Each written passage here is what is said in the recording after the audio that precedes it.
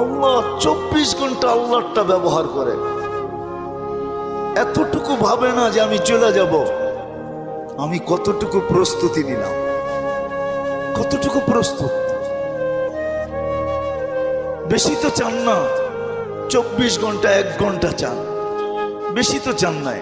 বেশি চাইছেন? 32 রাকাত নামাজ পড়তে কতক্ষণ লাগে? 1 ঘন্টা, পার রাকাত 2 মিনিট, 64 মিনিট লাগে।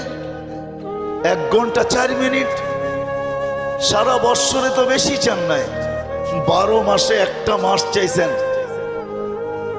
রোজা বেশি তো চান নাই, শতকরা 2.5% চাইছেন, বেশি তো চান নাই।